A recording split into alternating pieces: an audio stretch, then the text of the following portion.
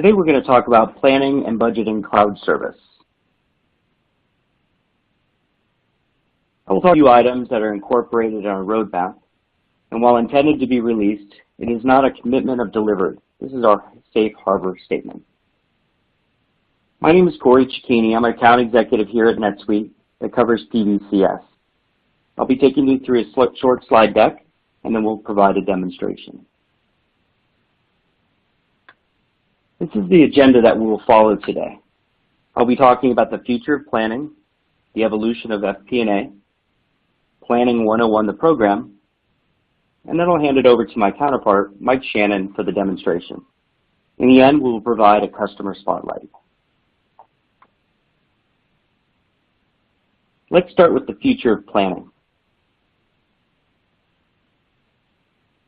Based on the Gartner report, 75% of organizations will look to utilize different data sources to improve their FP&A performance, increasing accuracy, and to become more strategic. At least 25% of organizations will leak key operational and financial planning processes. Spreadsheets are still and will continue to play a major role in this process. Traditionally, we see most plans at the corporate level handled by finance, with little to no input from departments or department heads. Considering improving this process, the key methods to deploy best practices include using assumptions to drive calculations, utilizing historical trends for planning certain accounts, deploying more statistics and using algorithms to predict future trends, and when entering data manually, using spread methods to quickly build plans.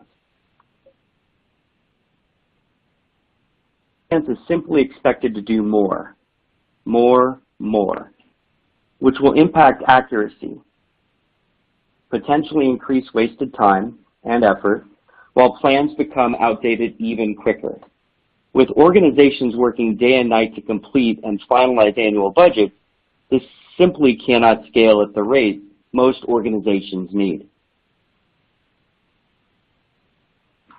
Let's look at the solution of the FP&A process at an organization. Look at the challenges, solutions, and impacts at each step.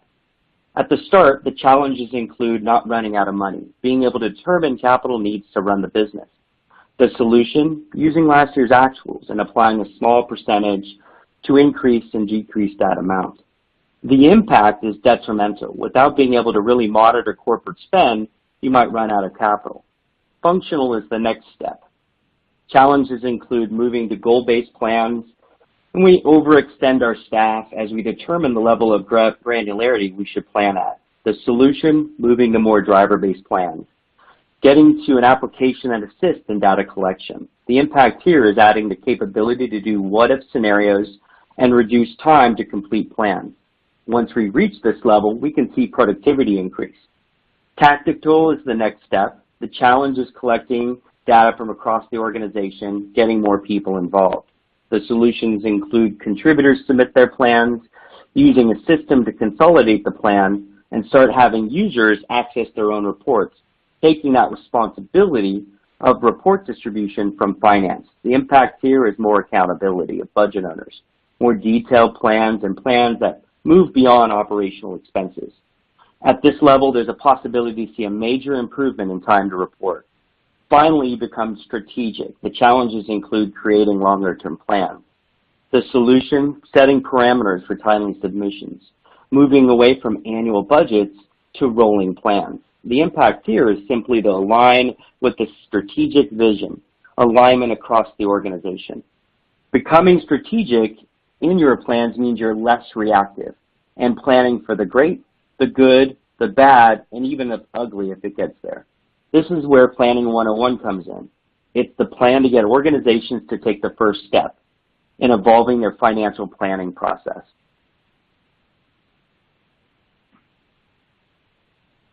Planning 101 is a fit for the majority of NetSuite customers and will include the following items: OpEx, revenue plans, personnel, reporting, and an integration to Microsoft Office to allow you to continue to use Excel if you prefer.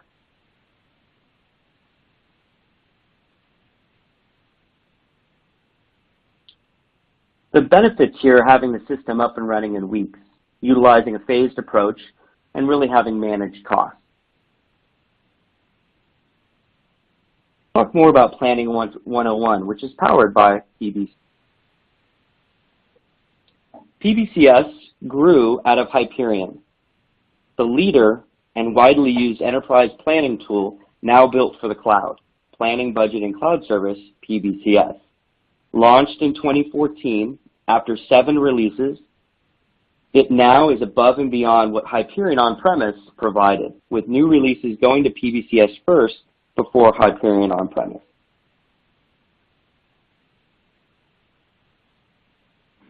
With PBCS, you do not have to give up your love for Excel. Let's leverage that expertise that you've been honing for years and simply connect it to PBCS. I have a customer who's planning to simply let his users access PBCS via Excel and not use the web portion. It's really up to you.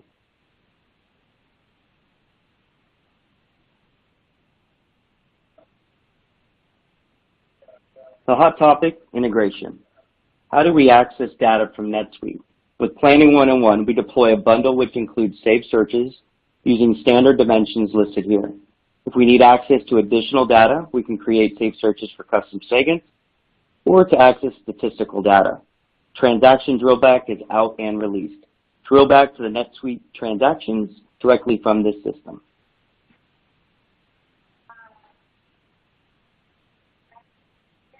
Let me now turn it over to Mike Shannon, who will provide us with the demonstration of today's product. Thank you, Corey. Hi, everyone. I'm Mike Shannon. I'm going to be providing the product demonstration today so we can go through and walk through the capabilities of what PBCS has to offer.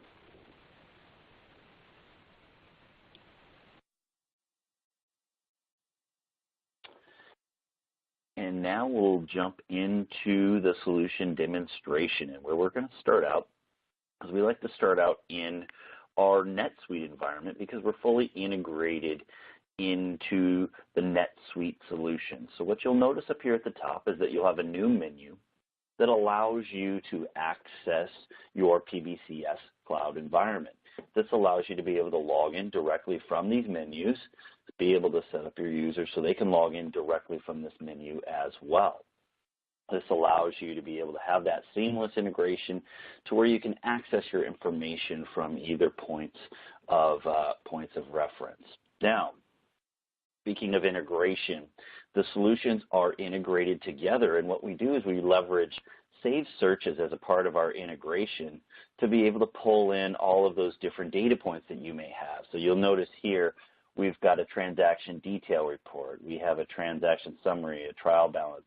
These saved searches are created during the PS implementation that allows you to be able to customize and configure these saved searches to bring in all of those important data points within the infrastructure itself. So it allows you to be able to have access to all of the data that you need, not only from a budgeting and forecasting requirement, but if you're trying to do some operational metrics as well, you're able to bring in all those non-financial data points into the infrastructure. Now, moving over into the solution itself, just to give you a lay of the land, up here on the left-hand side, this is your navigation menu. Each one of these menus can be defined by the user. I'm currently logged in as an admin, so you'll notice here that I've got all of the menu options directly on this particular dashboard. Now, when I log in as a user, we get to define what kind of navigational flow they have access to, and that's going to dictate what menus they see over here, what menus they see under this financial plan, and it's going to walk them through a consolidated set of tasks within the infrastructure. Now, also when your users log in, you'll notice that we've got these icons here that look like your iPhone apps, and basically what they do, what they're called, are clusters. These clusters group sets of cards within the infrastructure so your users can navigate based on topic. Now, these topics allow them to come in and plan different things such as revenue and expenses, and maybe they want to go through an approval process or see a task list. All of those are built directly into the tool, and they're very intuitive for the non-financial user within your organization. Now, jumping into the environment itself, I want to start walking around how the users interact with the solution itself. Jump into revenue here, and what we'll notice is we have a set of sheets in what we call forms. And when I go into a form where we've got some data points in it, you'll see here that we've got a list of what our working version is. Maybe we're running a specific scenario within that version, and we're focusing on the fiscal year 2017. And I'm actually making adjustments down into a Sales East department, but I can clearly navigate down into any other part of the organization within the infrastructure itself. Now, the chart just below this, or the grid I should say, is where your users are going to be able to interact with data.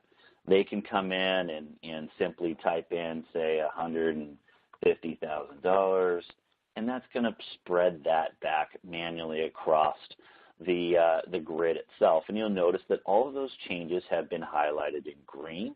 It's also updated this revenue plan down here at the bottom. So all of your charts and your graphs are being updated simultaneously within the infrastructure. So you don't have to wait for a report to run. All of this is integrated together, and you're able to make adjustments right there on the fly.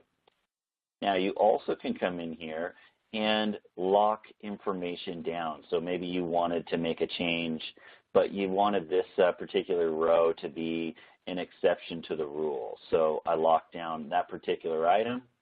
I come down here to the very, very bottom, and now I want to make what we call a grid spread.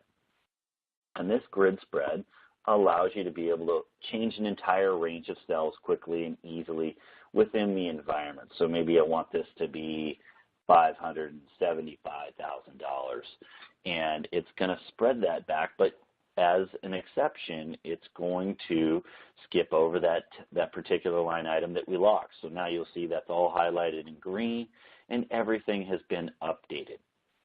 Now, when you're ready for this to be saved, you just simply come up here to the Save button, and you're able to push that back into the environment itself, and then all your financial statements will be able to be updated automatically. Now, we also do a lot of assumptive-based planning for revenue. So you can come in here and build revenue curves. You can do assumptive-based planning where we're actually building in, say, services and maintenance revenues that allow you to be able to drive them as a percentage of the total revenue. So we have our total revenue line item here, and all of these values are being based off of these percentages that we can enter either as a global driver or we can enter as a local driver down here in the Sales East department. So it really allows you to be able to have that flexibility to be able to plan in a unique way. We can handle all types of revenue models. This is just a specific set of examples that we have set today for the webinar, so as we feel free as we go through and start scoping a particular project, we gather those facts and make sure that we take in consideration all of your uniqueness within your organization. Now, jumping over into the expenses. Expenses are going to operate the same way, and as we go through this, you'll notice that you have the flexibility to plan in a very bottoms-up way, but you also have a way to be able to plan in a tops-down. And one of those ways that we plan in a tops-down approach is it allows us to be able to set up multiple methodologies for driving expenses. So, for example, we've set up a driver in this particular sheet and a methodology. And what we're doing here is we're taking all of our GLs and we're standardizing how we want those costs to be derived. So you can set up your own particular list of drivers.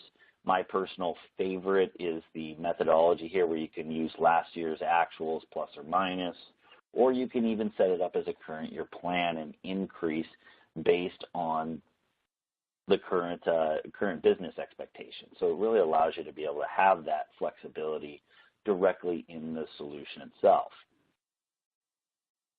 Now, moving over into some of the expense driver assumptions. These are more local assumptions that you can push down into your individual departments themselves, so you can make them unique. We know that travel is more expensive when you're making international travel, or maybe you've got different teams that have larger square footage for rent and lease. This allows you to set those options up based on the requirements for each of those teams. And you can see here we've set up some global drivers based on all the different parts of the organization, and we're setting up specific assumptions to those to make sure that we're as accurate as possible. Now, headcount.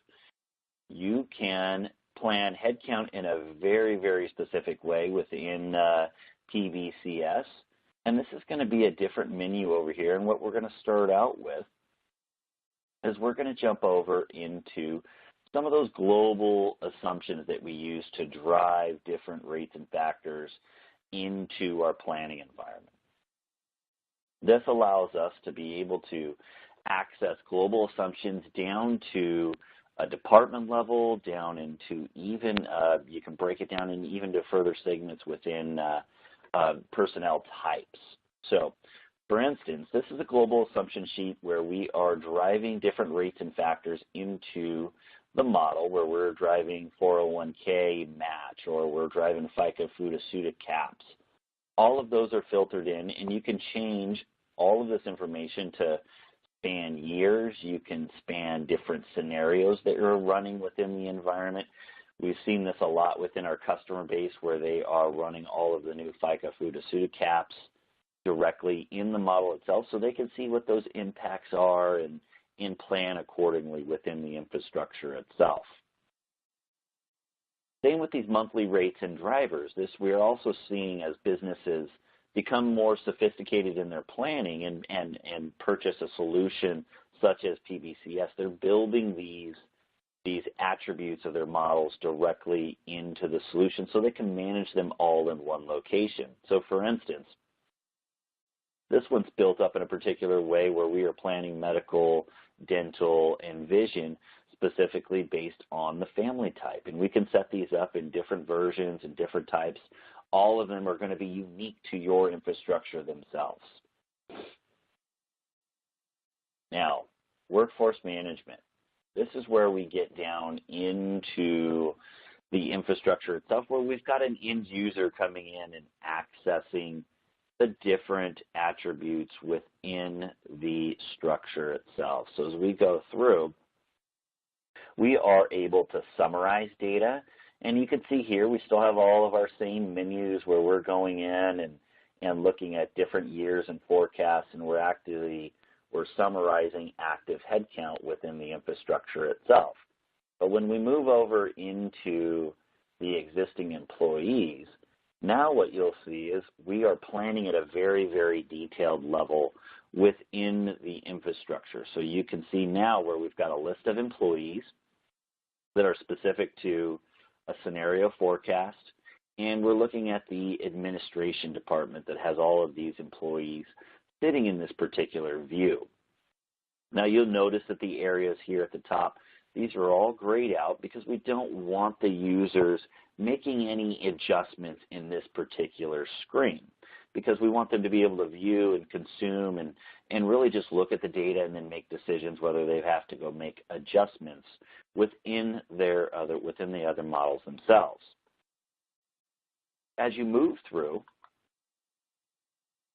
into the other next form, you'll notice this is where we get a little creative, and we can start turning employees on and off from a fiscal responsibility standpoint. This is also a screen that allows you to be able to do transfers. You'll also be able to allocate employees out to other projects or other departments.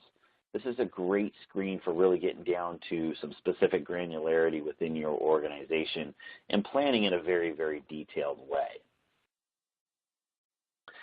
Now, the next form that we're going to cover is the actual form for a specific employee. And what I want to do is I want to go in and I want to show you how to make those adjustments. Now, these adjustments are going to pop up here, and you'll notice these are all the same attributes that we were viewing in that existing employee property form. And now we can come in here and make the necessary adjustments. Now, the one thing that we'll note about HR information is Since we have integration, we can also integrate to your HRIS system, but we can also take a flat file upload. So there's multiple ways of getting information into PBCS. You're not relegated to any manualness within entering this data. You can upload a file, and it's going to update all of these particular values on the fly within that infrastructure itself.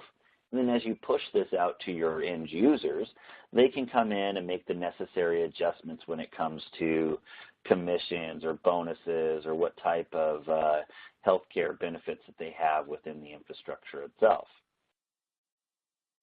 Now, new hires, this is a completely different topic that allows you to be able to interact and add new hires either through inserting a row or through creating a business process within the infrastructure itself. So what you'll notice up here is under this Actions menu, we've got a couple of options here that allow us to add and remove an employee.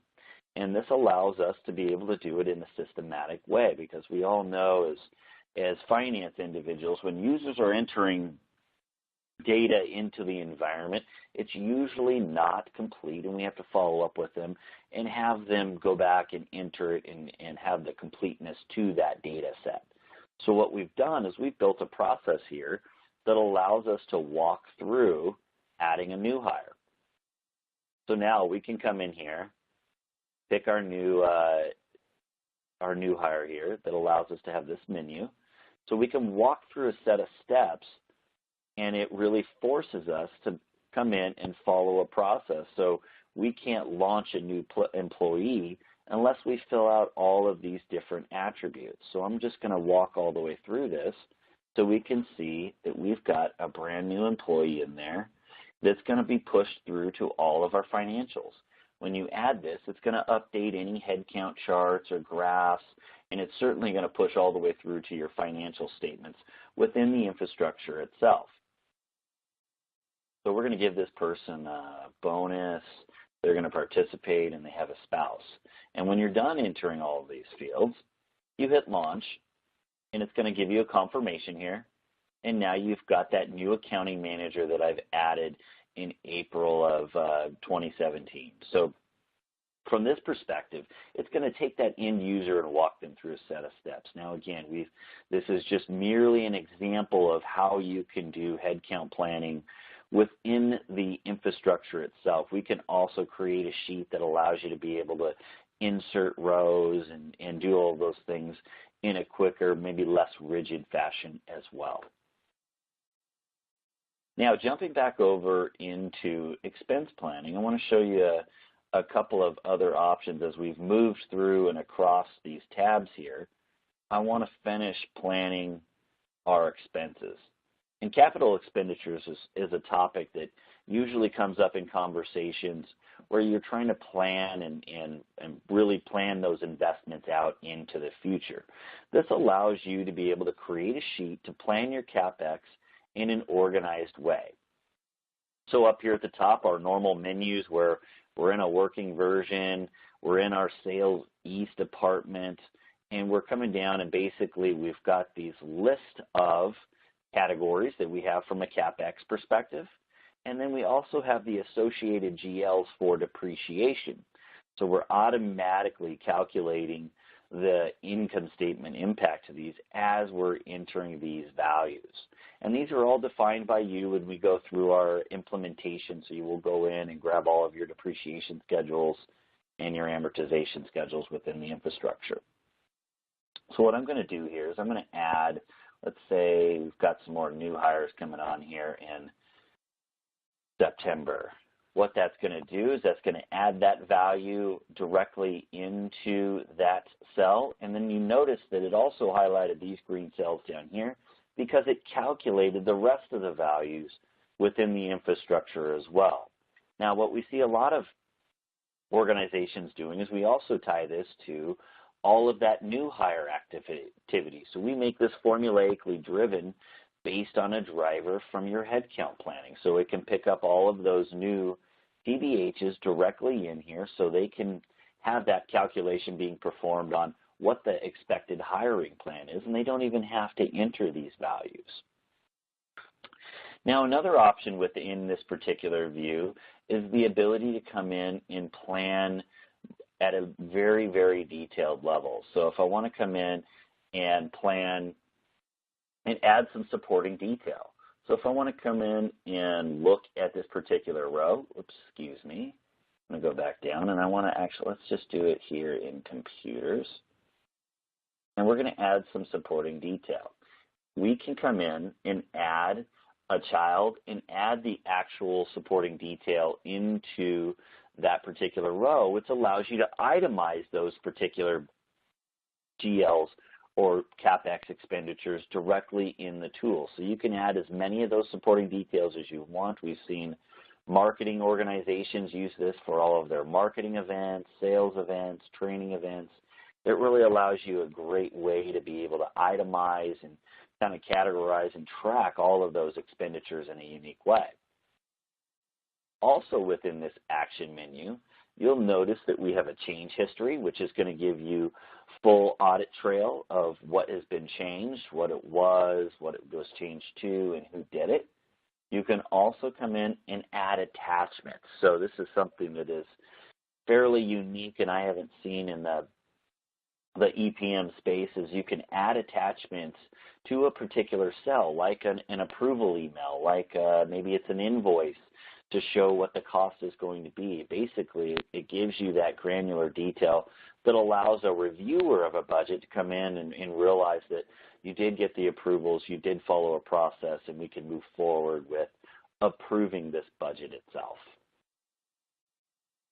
Now, moving over into some planning of operating expenses, we circle back and we start looking at all of these results where we've planned based on methodologies and drivers. We can see in this particular view in our Sales East department, we've got GLs going down the right-hand side, and then we have all of these drivers and assumptions calculating into the environment itself. So you'll notice here, I've got a drop-down menu, so if I want to change a driver, I can come in here and click Sales Calls, and that's going to update all of the different values within the structure itself. So I'm going to hit Save. And you'll notice all of that information is going to update. You can also come in here and make the necessary changes manually. So we've given you an override in this particular sheet. So I can come in and say, you know what, it's still $15,000 light, and enter that value directly into that cell as well. And you'll notice that that's making a change. Now, everything in this particular view is obviously customizable and configurable. You can see here that we can expand this open, look at quarters, look at months, purely up to you on how you want to design this within the infrastructure itself. Now, also on operating expenses, you'll notice in here, you'll come in and have a sheet like this. So we've shown you some driver-based planning. But we also know that there's a lot of organizations that just like to come in and plan in a way where they're entering values directly into a cell or into the structure itself. So you can come in here and do all the same things that I've shown you earlier. Maybe we want to plan the Q3 is $25,000. Enter that value directly into this. And this is a great end user sheet where the user's coming in and checking out here's my outcomes, or here I want to come in and enter these values manually within the infrastructure itself. One of the great things about this particular view and expenses in general is that it allows you to be able to create a sandbox. And I've created a sandbox here called Mike's Sandbox. And this has allowed me to be able to make some adjustments directly in my own specific version to me, which means the admin doesn't have to set this up. The end users can operate in their own sandbox environment. And more importantly, when they come up here to this Actions menu, they can push the sandbox directly back into their environment. So they can come in and publish that directly to a working version of their budget. So again, you're getting that data integrity and that adoption because you're giving them all of this flexibility to be able to plan in ways that are unique to them. As they're going through this sandbox environment, you'll notice that we've built a comparison here where we're comparing my sandbox to the working version, and we can see what they are side by side graphically as well. So we've provided a grid format, and we've also provided charts and graphs for the non-financial user to consume information.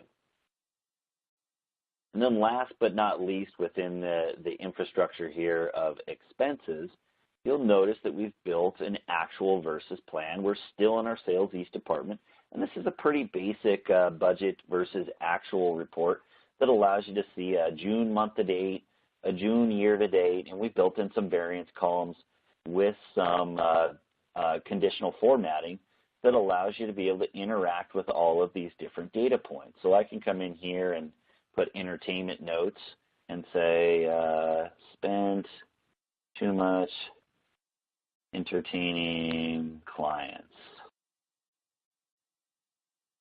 Now, a user is going to come in and make that note, but the finance team is also going to have access to these notes, so they can come in and summarize them into a management report.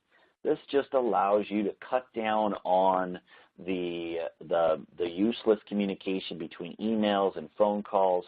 If you follow a process, you can build this directly into the environment itself. The user is going to interact directly in the tool, and then the finance users are going to be able to come in and gather that information efficiently so they can do their month-end management reporting from within the system.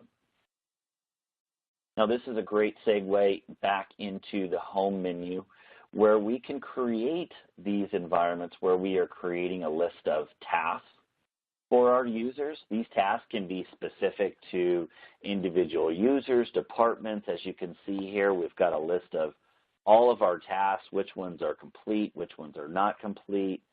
And more importantly, what ends up happening with these tasks is as you set them up, you can come in and actually review a specific plan or a form or what that task is.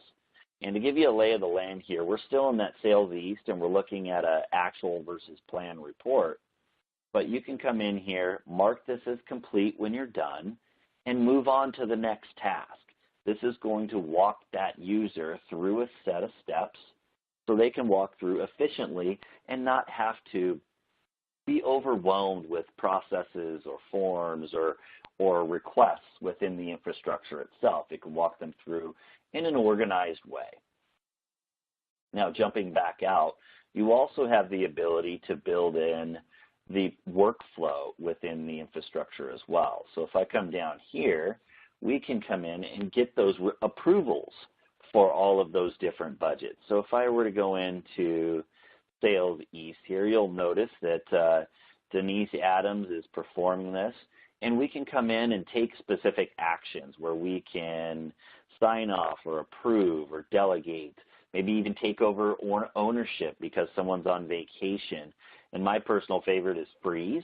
That allows you to freeze a budget or a form or a department so you can have a conversation without any additional changes being had. So it really allows you the flexibility to build the process into budgeting, forecasting, and reporting itself. Now, jumping over into the reports functionality. The reports functionality is our web studio, and the use case for this is your canned reports that you're using for budget versus actual. Maybe it's a management report that's going to outside parties like a bank or an investor. This allows you to interact with the data within PVCS and summarize it in a grid format, in charts or graphs, and we give you multiple formats so you can export out into Excel, you can export out into PDF. And the best part about these exports is they're formatted to actually come out in a usable fashion. We've seen a lot of reports that say they can be exported out into PDF, but really they come out in multiple pages and they just don't come out very cleanly here. So I'm going to uncheck this box and I'm going to go into this account summary report and show you a PDF report. So this is going to automatically pop up, and you'll notice here when I get this open that we'll have the ability to add company logos, colors, all of this can be adjusted to fit your organization. And what you'll also notice is we can have a date stamps. We've got multiple data points being published on one page within this infrastructure. So now you've got a report that's got a grid format that has the numbers sitting behind it, but now we've also graphically represented this as well. And we can scroll through and see the rest of the report and all the different data points that we're asking the user of this report to consume within the environment. Now, the best part about these reports is they can be scheduled and blasted out to the organization. So now you can have a PDF report show up in a user's inbox directly at 7 a.m. so they can come in and start making the necessary business changes that they need to make. Now I'm going to close this down and I want to jump over into the HTML report. This HTML report is going to allow a user to interact with the information itself. So what you'll notice is that same kind of charts and graphs and grids are available to me, but now I have a drop-down menu that I can click through and adjust, and it's going to adjust all of the numbers in the grid and the charts on the fly so the user can come in and interact with that data and really just consume it in an efficient manner. Now, when we're done consuming this information, what we're finding is a lot of users are actually going to dump this information out into Excel, and we can export this into what we call a query-ready mode. This allows us to be able to export the information out into Excel, but not just into Excel. We're exporting it out into our solution called SmartView. And when I do that, it's going to open up Excel, and we're going to have this same information available to us in an Excel environment. Up here at the top, you'll notice that we've got a couple of different menus. SmartView comes with the PBCS solution, and this gives you the added functionality within Excel. You're going to have all of the standard Excel functionality where you can create formulas, what ifs, sum ifs, all those fun things that us finance folks like to do. You're able to actually interact with this and have access to all of your data. It has a bi-directional connectivity, so we can pull information and we can push information back into the solution. So this is great when we're making updates to a forecast or we're making assumption changes for a global assumption. Admins typically love this tool because they're doing not only budgeting and forecasting out in an Excel environment, but they're also doing the administrative tasks of updating assumptions, adding dimensions, adding departments. All of that's being done directly in this solution itself. Now, this next menu over here, this planning ad hoc, this is specific to SmartView, so it allows you to interact with this data. So these are all of your different interaction points you can see here that we can drill through, we can submit data, we can refresh as we update filters within the environment. All of that is fluid and interactive with the data in this structure itself. And what I want to do is I just want to quickly come in here and start really honing in on this information. Well, I want to take that down to a year total, but then I get a request. I want to see more. So I'm going to open that back up. And I'm doing all of this on the fly. So I'm able to filter, expand. I can drill into. All of this is going to be interactive. And I'm just going to continue whittling away at this information to make it useful for my particular ad hoc analysis. And when I come in here, you'll notice that this works just like a pivot table, except for now we can come in and start drilling into and looking at different aspects of this information. Now I'm going to open this up, and I want to continue to keep drilling into these categories and get down to that lowest level of information. So I'm going to do a keep only, and then I'm going to expand to all levels. So come here and click the right cell, click all levels, and now you'll notice I'm down to a GL level directly in the environment. So this is great for building an ad hoc form, making it user-friendly for an individual user to consume. All of that is done seamlessly within the SmartView solution. Also gives you formatting options. So you can come in here and clean this report up. Maybe I don't want all these blanks, so I can get rid of all the blanks and make this truly useful for a user. Now you'll notice all of these cells are grayed out because what I've done is I've left a filter specifically on this, and I want to add another filter to it because we don't plan expenses down to a product level. We plan them down to a specific department level. So I'm going to bring this no product over here over, and now we can come down and refresh this information, and all of that's going to open up all of those data points. So now you'll notice that those values are yellow, which means we can come in here and interact with this data. So if I wanted to come in and update postage, I could change this to $6,500, go back into my planning ad hoc menu and hit submit. All of that is able to be done within the environment as well. And as I mentioned, you can come in and save formulas. All of that can be pushed into the form itself. Now, scrolling up here at the top, I want to show you this menu here because this is our ability to save what we call a smart form. So this allows you to save all this work that we've done right here so you can access it later because maybe it's a great ad hoc report for an end user, or maybe you like to build some analytics in here that's driving charts and graphs. You don't want to lose that work. Well, you don't have to. You can save this as a form, and we can call this, let's go ad hoc report 123.18. And now I'll have access to that report through my Smart View panel over here. But also, I'll have access to that within the cloud version as well. So I push that back up into the cloud, and I'm going to go access it. So I'm going to go back to my home menu here. I'm going to go and I put this in a data entry screen, and I'm going to come down and really I can open that same exact form that I just created in Excel back out in the cloud-based environment. And the use cases here are not only ad hoc analysis, but you can create data entry forms for your users to come in and interact with the data itself.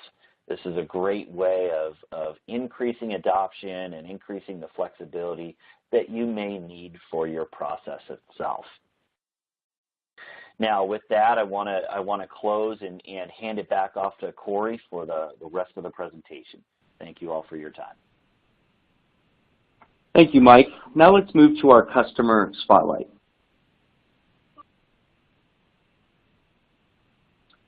Today we're joined by Aaron Nolan, Vice President, Finance and Information Services of Lancaster Bingo Company, a NetSuite customer since 2014.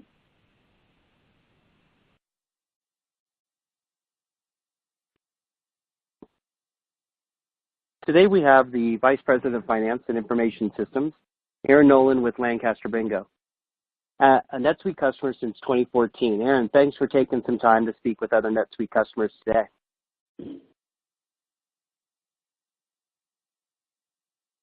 So, Aaron, Lancaster Bingo recently went live on PBCS. When was that?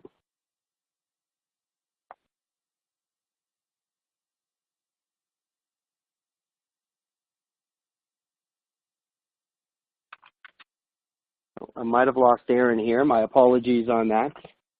I'm sorry, I was muted. I'm here now. Thanks for joining us, Aaron. No problem. So, as I mentioned, your organization recently went live on PBCS. When was that? We started implementing in June of this year, and we ended up going live in November for our budgeting process. Okay, great. And for what purposes were you looking for a financial planning and analysis tool? We were really looking for two things. One was our budgeting process, and also to do our reporting better than what we have so far in the past. You know, we were budgeting both revenue and OpEx, and we just weren't as efficient as we wanted to be. So we saw PBCS as an opportunity to become more efficient, cut down on our time that our resources spent gathering and organizing and putting the reports together and the budgeting. So we were able to accomplish that. Well, that's great. Well, I'm assuming that your organization was using Excel at one point. Why move away from Excel? Yeah, actually, we did almost all of our budgeting in Excel. And again, we were just looking to become more efficient, reduce errors, mitigate risk during the process, and we feel so far we've been able to do that. Oh, that's tremendous. So since going live, I mean, what benefits have you experienced by using PBCS? Well, we saw some really good benefits on our sales planning because we plan pretty specifically. We have approximately 12 product lines, and we like to plan by customer, actually all the way down to the week level. So we set things up that way and put it out to our sales managers, and we're really expecting that, with this new process that our sales managers have lots of issues, and we spend a lot of time on the phone walking them through how to do it. But actually, it went much, much better than we had anticipated. They did a great job picking it up. We were able to enter the information. We had immediate feedback on it, and so that went really, really well. We put business rules in because, like I said, we do by week, so our sales managers entered their budget at the yearly level, hit the save button, and through a business rule, we were able to spread our sales gross profit to the weekly level that we like to watch. So it went really, really well. On the OpEx side, it was similar. We used some business rules to spread our expenses by, we spread it by percent of wages, monthly expenses, weekly expenses, and percent of sales. Again, it just really helped us save a lot of time. Okay. And, for the future, do you see any further uses of PBCS that you might implement, in the next 12 to 24 or even farther into the future? Yeah, I think we're really at the tip of the iceberg on how we want to use this product as far as reporting. We want to drill down to more of the monthly and weekly reporting, and much, much quicker than how we'll be able to get our information back to our users. We're going to have our entire management team using it. Again, where we really plan on going is more with our reporting for pretty much the budgeting process. Just the ability to bring in accounting information and statistical information into the same report really would make things a lot easier. For instance, we have one report we call our Big Four, which is the Big Four items that we watch to keep our company successful, sales, gross profit, inventory, and accounts receivable. We just see this as a really good tool to help us do that and turn the information around quickly to the users. Understood. Well, that's tremendous. We really, I look forward to seeing how your organization continues to use PBCS and into the future. And, once again, Aaron, thanks for taking some time to speak with me and our NetSuite customers here. Mike, why don't I turn it back over to you and see if we have any questions in the Q&A. Perfect. Thank you, Corey. Can everyone hear me? Sounds good. All right, great. Thank you so much. So a couple of themes that I'm seeing within the submitted questions are around the integration. So we'll cover that in a little bit of details here of the way PBCS works. Comes with the integration tool built directly inside of it. We are data source agnostic. So obviously we're building the integration directly to NetSuite so you can drill through into transactions and drill into financial and non-financial information. But you'll also be able to leverage that data management tool to bring in other data sources such as database, Excel files. You can link it up to your Salesforce.com, and all of these different data sources allow you to be able to bring in all of the information that's important for budgeting, planning, and forecasting. Now, I see some personnel questions. Personnel within the module is going to be completely built and tailored to yourself, so you'll be able to handle all of your organization's reporting needs and management needs for managing the employee infrastructure. So if you want to come in and bring employees from different subs all around the world, all of that's going to be integrated together so you can see them not only in their local currency, but also into the USD if that happens to be your main currency as well. Permissions to be able to see that type of data. Obviously, we know that HR information is sensitive. You're able to control the securities down to the dimensional level, so you'll be able to filter out information and get users into the system that allow you to be able to kind of tailor the environment to the end user, so you're not giving out too much information, but you'll still be able to manage it from your perspective as the admin. Now, reports around employee, say employee counts or FTEs, what we see in a lot of organizations, it allows you to be able to do trend analysis for to-be hires. It also allows you to get down into some of the details for maybe service companies out there that are tracking utilization, and that allows you to be able to bring all those data points together from an actual perspective, but also from a planning perspective, so you can make sure that you'll be able to have all of those data points to be able to compare and manage the infrastructure. Now, from a reporting perspective, you can do this directly within PBCS, as we've shown you through forms in our web studio. You'll also be able to leverage SmartView. You'll be able to add employees, or you'll be able to insert data points for OpEx or revenue, whatever those cases may be. So there's a lot of information that can be pulled in from NetSuite, brought into PBCS so you can plan accordingly, and then you can also push that data back into PBCS from that SmartView technology out in Excel, and even take it a step further if you wanted to load those budget numbers back into NetSuite. We've got that full bi-directional connectivity in the environment itself. Just scanning through the questions here, also see things around, again, data source agnostic, a lot of integration questions coming in. You'll be able to integrate with your source systems, your HRIS, your CRM tools, and all of those will be able to be connected either through a flat file upload or through an automated connection that allows you to be able to interact with the data in the ways that you need. Workflow.